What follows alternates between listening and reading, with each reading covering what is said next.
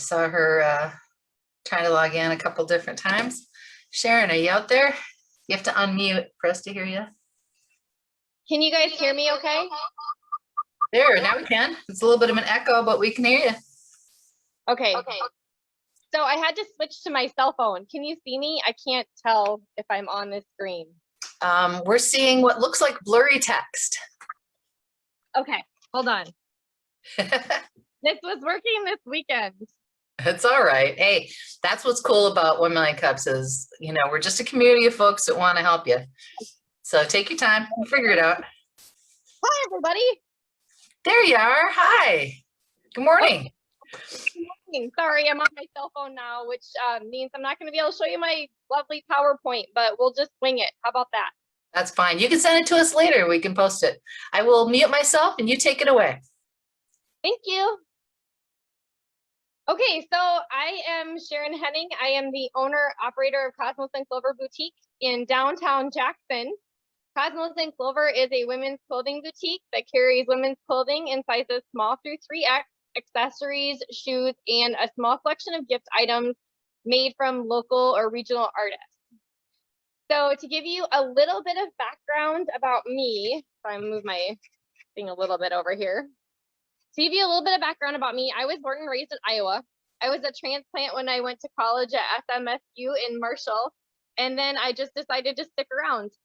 In the meantime, I have background experience anywhere from banking to product development, merchandising, hospitality, retail, all of that stuff.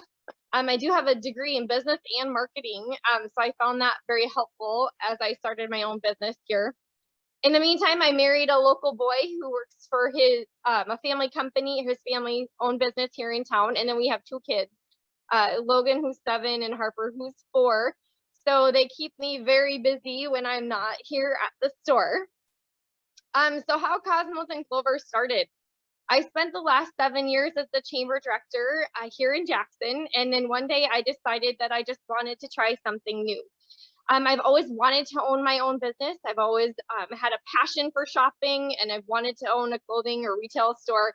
And I actually started my business plan when I was in college. So I dusted off that 14-year-old business plan, revised it, wrote some big, huge monstrosity that I thought I could cover all my bases because, as you know, as an entrepreneur starting your own business, there's no financial security. So it's a very scary thing to go from a set guaranteed, paycheck to just nothing.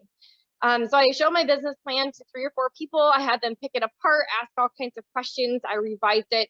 When I felt confident, I sat down with my husband and basically asked him for a loan from our savings account. And I asked him if he'd be okay with me not being a contributing member of the household for 6 months. And he did not read one word of my business plan and just said, go for it. So very supportive spouse is important here. Anyway, I launched my website in September of 2019, and I operated out of our spare bedroom for a little while. That obviously didn't work, and so it wasn't long before I moved into my brick and mortar down here on Main Street in Jackson. That happened, I think, the second week of October of 2019. And when I did that, I did it as a pop-up because I wanted to test the viability of a business such as this in our small town. I wanted to make sure that it was something that could work. And it did, and we felt pretty confident about it. So by February of the following year, I decided to make it a permanent thing, and I increased my store hours to be Tuesday through Saturday every week, and we just went for it, and it was awesome. Of course, then COVID hit, but that's another can of worms that we won't get into there. Okay, so I was going to show you some pictures of my store on my PowerPoint, but I can't do that right now. So I'll just give you a quick tour here in a second. Here, I'll just maybe take you. I hope I'm not going to make anybody sick. It's just so unprofessional. So I am sitting actually in my little photography studio back here, which I have at the back side of my store. And I do this so that I can take pictures of the clothing. I have a couple models who come in and help me. Right behind me, you can kind of see like a little kid zone. This was originally set up for my kids, so they had a place to hang out when they were at the store with me, but it's just been invaluable for when I have customers who have kids in the store, then their kids can go back there and hang out and play, and moms can try on clothes, and they're not stressed out, and it's awesome. Anyway, so I'll just kind of do a little spin here and try not to make anybody sick. I'm so sorry my stuff isn't working. We love walking tours. This is great. But this is the sales floor. The lights are off, so we'll go to the front of the store quickly. So anyway, I'm just renting the building down here, but it's worked out quite well. Ironically, when I started the business, I said I was not going to carry denim, and now I have denim kind of coming out my ears. So it's been a good sales category for me. So besides selling, I don't know if you can see that with the light coming in the window. Yeah, we can see. Okay, perfect. So besides selling here in the store, I do have a website. And again, that was on my presentation. But here, we'll go back behind the curtain so I can actually be in front of the camera quick. Besides selling in the store, I do have a website. It's cosmosandclover.com. And then I sell on my social media site, Facebook specifically. And I use a program called Comment Sold. If you're not familiar with Comment Sold, it is a tool that is integrated into Facebook. And so when someone is scrolling my post, if they like a top or a product that I post, all they have to do is in the comment put sold and their size, and this program will send them an invoice for the product. And then once they pay, that comes right into my point of sale system. So it's all very handy, right? So I use Comment Sold on Facebook, and then I use Shopify for my inventory management, my point of sale, and the website. And I chose Shopify because it had all these fabulous ready to go websites. You just pop your information. So that's been really helpful. It also integrates with Facebook, Instagram, Pinterest, and then of course Comment Sold. And then in addition, I do have products on Google, and I have a personal TikTok page that I use to kind of create content for all my social media stuff, because we all know that videos get more interaction and views than just static pictures. I haven't done a TikTok in a while, just because they're pretty time consuming. Sometimes they're fun, we're just dancing and trying on clothes. Sometimes they're actually informative, like different ways to roll your jeans. And again, I had that in my PowerPoint, so I'm so frustrated that's not working for me, but that's out there. Let's see, where was I at? I don't know. As my 6 minutes up, I feel like I've been yakking for a while. You're doing just fine. I shared the link to your website in chat so people can have a look at that. Okay. And we love walking tours. That's great. We've had a couple of people that have walked around and just kind of showed us their farm or showed us their store. It's lovely. Yeah. So I had pictures, but I know sometimes you get kind of dizzy. But anyway, so my goals for 2021, if you want me to keep talking, is I like to increase the number of people who are in my private runway group. So I have a Facebook page, and then I have a private page called Cosmos and Clover Runway, like the clothing runway. And that is where I list all of my new products that comes out. So my goal is to get to 2,000 people in that private group. I'm at 1,300 and something right now. And then also I'm trying to double the number of products that I ship out every week. Right now I average about one product or one package goes out every day. I'd like to double that. And then I would like to get that to be not regional. So I don't want to just ship down the road. I want to ship to the East Coast or the West Coast. And that usually happens like 3 or 4 times a week. So I'd really like to increase that. As far as struggles that I'm having with my business, I'm not a coder or a website designer. And there are some things with my homepage that I would like to kind of tweak. There are tutorials out there on how to do all of that. I just haven't taken the time because it's out of my wheelhouse and out of my interest. So it's hard to find the motivation to do that. Otherwise, it's just work-life balance, getting it all done. So yeah, that's just Cosmos and Clover in a nutshell. So thank you guys for letting me present. That's awesome. Thank you, Sharon. Hey, could you talk to us a little bit about who your best customers are? Who are the folks that are signing up for the runway? Could you describe them for us a little bit? Sure. My target market is women between the ages of 25 and 55 or 60. So yeah, a lot of them are professional. They, have a full-time job. They work at the bank or the clinic here in town. Usually they have a couple kids. So yeah, women like me. That's awesome. I'm going to open it up for questions from the group and comments, suggestions, referrals. This is that time for connection to help Sharon. I was just going to mention, since you were talking about getting more orders, that you're focusing on trying to get them more national instead of just regional.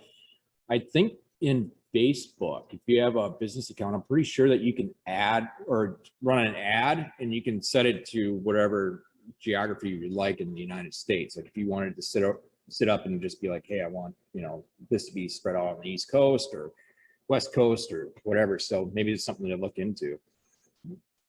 Definitely. I know right now I'm getting orders, I'll send something to Massachusetts or, San Diego or Montana. And I always kind of wonder, how are they finding me? And I know there's a lot of analytics either through Shopify or through Facebook or even Google.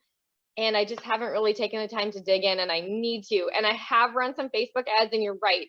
Most of my ads I've focused more on a regional effort. And so I think I do need to expand that. Yeah, I do the same too with my business, but I like to be regional because I can't really hop on flights and stuff. So, but yeah, that's cool. Yeah. But yeah, I'm lucky. I have some really great customers. The local support has been amazing here in town.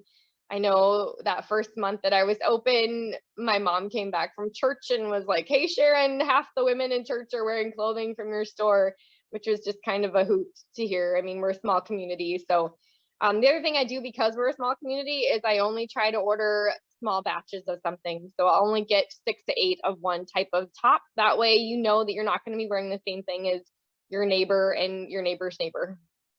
And I think the ladies appreciate that too. Oh yeah, that's really cool. I really like that. Thank you. That's great thinking. Hey, Mike has his hand up. Go ahead, Mike. Thanks, Siobhan. Great job, Sharon. So as someone who kind of frequents the resort area around Lake Okoboji, goes through Jackson frequently, I kind of want to get a better idea as far as your trade area. And does that because that's such a tourist market, its proximity to Jackson is pretty close. Is that an area that you penetrate, that you market to at all? And how does that affect your business? I'm just kind of curious. Oh man, we love the tourists from Okoboji. And I definitely, in the summertime, we definitely have people who come up here. We love them, especially a little bit later in the season. Because if you regularly visit Okoboji, it's always fun to do all kinds of things down there for that first month. And then it kind of gets boring and you're like, hey, what else can we do? And so then we see a lot of people traveling up to Jackson because we're just 20 minutes away. And so that's a lot of fun. This summer, we are going to do kind of a joint advertising effort with some of the other boutiques and stores in town to try to draw more people from the lakes area. I don't specifically advertise down there as far as paid advertising, because I just don't do a lot of paid advertising in general, as it's kind of expensive. But I do know that there are some joint efforts that are going to go into that this summer. Of course, last year with COVID, it was really hard. All of our summer events were canceled. We usually have sprint car races at our dirt track, the fair. We have a variety of things that usually draw a lot of people to town that we just didn't have. So I'm hoping this year that's changed and we can capitalize on that and capitalize on the people coming to town, because definitely Spirit Lake is a great opportunity. I know there's a lot of competition down there as far as other boutiques. I go down there and look around too. Obviously, I like to shop. So it's always fun, but I I should mention too, they do have a women's expo, and I have participated in that in the last couple of years, and that's been a lot of fun too. That's a little hard. I can take my Shopify on my phone and I can go down there to process everything. But in Minnesota, there's no tax on clothing, and in Iowa there is. So as far as accounting goes, my mother, who's my bookkeeper, that's actually what she does full time too. So it's legit. Anyway, that drives her nuts to try to figure out all the tax. But anyway, besides the point, we love Okoboji folks. We love being down there. We love our close proximity, and we love it that they come visit, and they do. So. And maybe kind of an add on to that. You mentioned a little bit earlier, I know that boutiques like you have done very big success in doing street fairs and doing expos and doing basically even some farmers market. With COVID, how are you doing things differently? I mean, do you have an online store? Are you doing, do you have an e-mobile shop platform? Things like that. I'm just kind of curious from that perspective. Thank you. Yeah, absolutely. COVID was definitely a challenge because if you didn't think out of the box, I mean, that was going to make a difference between whether someone like me made it. So that was super important. So during COVID, do have my website and I do have my Facebook page and my private Facebook group that I sell through. Luckily, I had just gone to market last year before COVID kind of hit and our mandatory shutdowns, and I had a lot of those items modeled. So every single day, I was still able to post at least one new thing on my runway group. And then I would just come into the store once or twice a week, and I would package up all of the orders that I received either through my website or through Facebook. And then if they were local, I would either do a porch delivery, kind of a ding dong dash type of thing with their product, or they could come and, pick it up right outside my front door here on the street, or of course mail. And even to this day, if people aren't feeling well and they are quarantined and they live 2 blocks away, I still mail the package to them. So that way they still can get their product and they can still shop and all that stuff. And I make sure when I'm modeling my product and I have my model here, and when I'm posting descriptions and when I'm putting things on my website, I try very hard to describe the fit. If something is loose around the torso, like this sweater, or if it's tighter in the arms, or if it's longer in the arms, to let ladies know that so that they know if it's going to be a good fit for them when they get it. Because online shopping, when you can't try it on, is difficult. Did that answer your question? It did. Hey, one of the things I was thinking about was actually a mix between Dustin and Mike's point. You have folks in Lake Okoboji tourists and folks going to Spirit Lake. One possibility is to do geo-targeted advertising and analytics on the folks who are planning their trip. So you catch them before they go. With your online advertising and your promotion and say, hey, you can stop by on your way through, or you can purchase your clothes before your vacation and do a targeted ad for the folks before they come down. So is there somebody here who could help me with that? I just want to make sure I'm understanding. I'll connect with you after and help you with that. That'd be awesome. I can point you to some tools, but this might be part of the question that Sarah's going to ask next. Go ahead, Sarah. Yes. So at one point you mentioned balancing that work life and home life. And there was a couple of those tasks that, need to be done, but you didn't necessarily enjoy doing. Do you have an employee other than you mentioned that you have that accountant helping, or have you thought of hiring anybody even part-time or remote to kind of help out with those things? Absolutely. In fact, if you're on my website, the one younger gal, well, I think they both have long blonde hair, but the one of them who models most of my clothing, her name is Brooklyn, and she is interested in helping me out at the store just periodically. And she does love doing TikTok videos, and she does love the social media stuff. And obviously she's very, fun and likes to try on clothing. And so that's been a good fit. And I'm just kind of working through the cost analysis with hiring an employee, what kind of extra insurance do I need, workers' comp, what kind of extra cost is that going to be for me to bring her on once a week. So I'm kind of working through all of that because yes, I definitely think that would help, especially with, she is a different demographic. She's 21 versus I'm 40 something. We won't go there.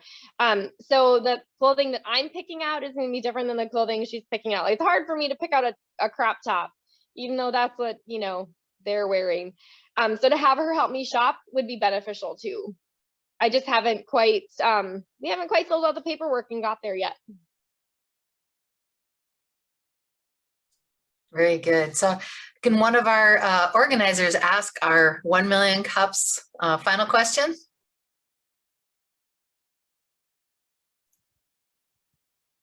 I can, Yvonne. So Sharon, you mentioned a couple things at the end. If you had to pick one thing, what can we as a community do to help you? Well, I'm very interested in learning more about some of that, the advertising to travelers who are coming through town, especially when you consider that we have our dirt track sprint car racing. And so you're getting people who are coming from Knoxville and from different places. And I could actually speak to the racetrack organizer and find out where most of the visitors are coming from or different regions. And then I could target those specifically. I would just need a little bit of direction on how to go about doing that.